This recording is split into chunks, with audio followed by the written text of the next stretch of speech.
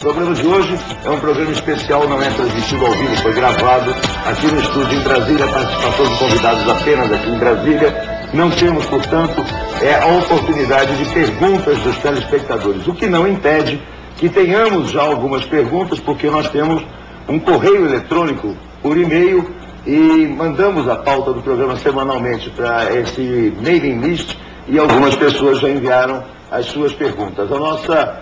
O nosso tema de hoje é a utilização de células-troncos, tanto embrionárias quanto adultas, na pesquisa e na medicina no Brasil. Para discutir esse assunto, nós estamos aqui com duas convidadas, a professora Lenise Garcia, do Departamento de Biologia Celular da Universidade de Brasília, e a professora Angélica Pontes, que é do Departamento de Ciência e Tecnologia do Ministério da Saúde.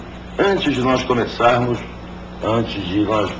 entrarmos nessa discussão, eu gostaria, é uma discussão bastante, é uma coisa polêmica, né? Envolve religião, envolve ciência, envolve costumes, envolve cultura, envolve um monte de coisa. Então, eu gostaria de abrir mostrando o depoimento que nós colhemos do professor Wilson Barroso, que é chefe do Departamento de Filosofia da Universidade de Brasília, é epistemólogo, pesquisador e colaborador do Núcleo de Estudos e Pesquisas em Bioética da UNB, e a bioética é uma das áreas mais ligadas a essa discussão. Vamos assistir então a esse VT com o professor Wilson. Para que a progressão da vida humana, quer dizer, o aumento da esperança da vida humana, cresça em níveis jamais vistos. O que interessa é o espaço aberto pela pesquisa científica, grande responsável do desenvolvimento moderno, para o aumento da esperança e da qualidade da vida humana. Eu acho que é esse o ponto de discussão. Discutir aonde a vida começa ou deixa de começar, eu deixo isso aos teólogos, né? E chamo a atenção que isso é uma ciência do particular. Se é que isso é ciência, isso é uma ciência do particular. Isso diz respeito a grupos religiosos, não à totalidade dos cidadãos, né? Porque eu entendo que nós vivemos em uma república, e a república quer dizer a separação da religião com o Estado, né? Somos cidadãos porque temos CPF e pagamos impostos, né? E enquanto pagadores de impostos, não somos todos necessariamente religiosos, né? Isto é um problema de saúde pública, e não um problema religioso.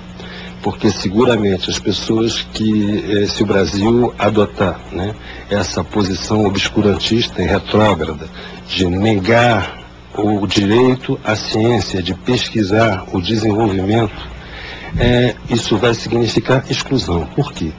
Os mais ricos não vão se furtar, né, a irem ao estrangeiro para obterem os ganhos que esse tipo de pesquisa, por certo, irá nos dar. Ele ainda não nos dá, mas, por certo, irá nos dar.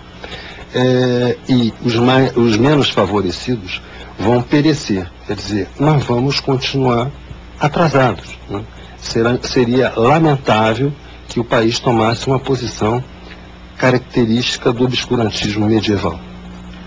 Muito bem, eu queria começar com um comentário das duas convidadas sobre essa exposição feita pelo professor Wilson Barroso. Eu queria começar com a Lenise. Você poderia falar o que você achou dessa exposição? Pois não. Bem, eu discordo do meu colega, né, meu colega de UNB, porque eu acho que de forma alguma esse é um problema religioso, quando se pensa, como ele colocou, quando começa a vida. Na verdade, eu acho até que a pergunta quando começa a vida é uma pergunta um pouco equivocada, porque a vida só começou uma vez, né? A gente estuda na biologia a origem da vida e isso foi há milhões de anos. Desde então, a vida vem evoluindo, vem se diferenciando, vem se multiplicando, e nós temos agora inúmeras espécies, inclusive a espécie humana, e dentro de cada espécie a vida faz um ciclo, né? E eu acho que o ciclo da vida humana, quem o entende é a biologia, e a biologia responde, e a medicina também, responde sem dúvida alguma que o indivíduo humano se forma no momento da fecundação. E na verdade os teólogos nunca se anteciparam, digamos assim, a essa decisão. Quer dizer, os teólogos só começaram a falar no início da vida humana como sendo a fecundação, quando a ciência mostrou que era a fecundação. Desculpa, um pouquinho diferente. Quando a ciência mostrou que o início da vida humana estava na fecundação, os teólogos e as pessoas com preocupação ética nesse sentido começaram a dizer que então, desde então, essa vida precisava ser protegida. Então nós temos duas discussões diferentes. Uma questão biológica que eu vejo como totalmente resolvida, né, que o indivíduo humano começa na fecundação, e uma questão que é jurídica e ética, que é a questão, essa vida deve ser protegida tanto quanto qualquer outra vida humana. A meu ver, é esse o questionamento. Está se transformando, né? Quer dizer, estão se confundindo as áreas que devem responder aí no assunto. Como é que você vê? Eu sei que você, da área do governo, do Ministério da Saúde, não pode se imiscuir muito em questões muito polêmicas, mas você cuida mais da parte de pesquisa. Como é que você repercutiria essa declaração do professor Wilton? Bom, como a professora colocou, essa é um campo que perpassa várias áreas de discussão, né? Tanto a ética, a pesquisa com seres humanos, a questão religiosa e a questão jurídica também. Agora a gente tem uma lei aprovada desde 2005, onde essas pesquisas com células tronco-embrionárias estão permitidas, e o Ministério então tem pautado as suas ações de acordo com essa lei, e o meu departamento em especial, o Departamento de Ciência e Tecnologia, ele vem apoiando pesquisas nessa área de terapia celular, que envolvem tanto células tronco-embrionárias quanto células tronco-adultas. E toda a discussão dentro do Ministério tem se pautado de acordo com essas normas, e deixando um pouco essa discussão mais ética, filosófica e religiosa para a academia e para setores da sociedade que tem debatido essa questão.